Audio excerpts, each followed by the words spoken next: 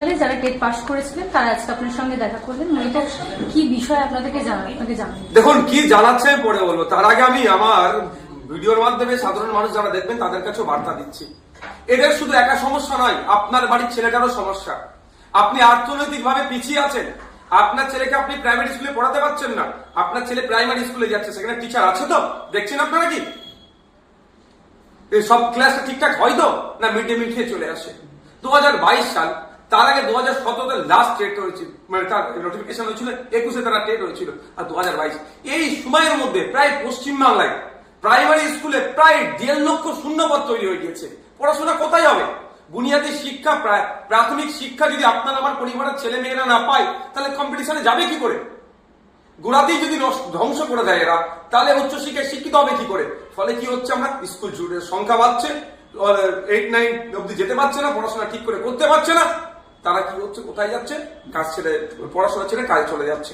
আজকে আমাদের 2022 স্টেট পরীক্ষার্থী যারা আছেন, তারা এসেছেন, তাদের দুর্দশার কথা শুনিয়েছেন এবং সাথে সাথে অনেক কথা বলেছেন, যেটা বাস্তবের সাথে আমার খুবই ভালো লেগেছে। একটা হচ্ছে এই 50,000 ভ্যাকান্সি ইমিডিয়েট ঘোষণা করা দরকার।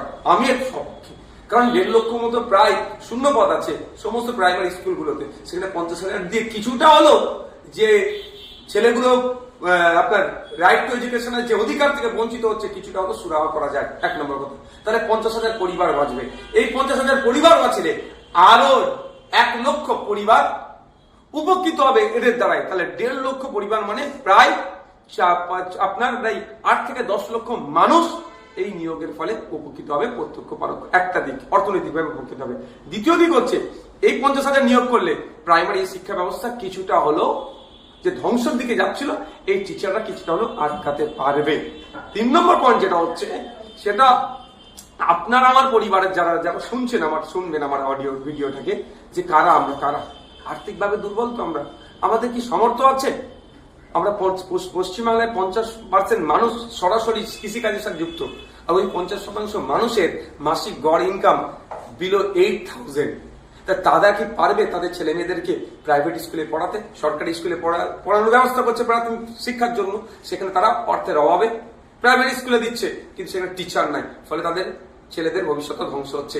এই নিয়োগ হলে তাদের ছেলেদের যেমন ভবিষ্যৎগুলো ঠিকঠাক ভাবে এগোবে, প্রাইমারি শিক্ষাটা ঠিকঠাক ভাবে। দ্বিতীয়ত, প্রায় 10 লক্ষ মানুষ পশ্চিমবাংলায় অর্থনৈতিকভাবে স্বাবলম্বী হবে। তাই এদের দাবির সাথে আমি সহমত। আমি বিধানসভা সেশন আসছে, সেখানে আশা করছি তার আগে এটা হয়ে যাবে, তাহলে সেখানে অবশ্যই চর্চা করব। আর কোথাও চর্চা করলে যাতে সরকার দ্রুততার সাথে এই 50,000 ভ্যাকান্সি দিয়ে এদেরকে নিয়োগ দেয়, তার ব্যবস্থা করবো।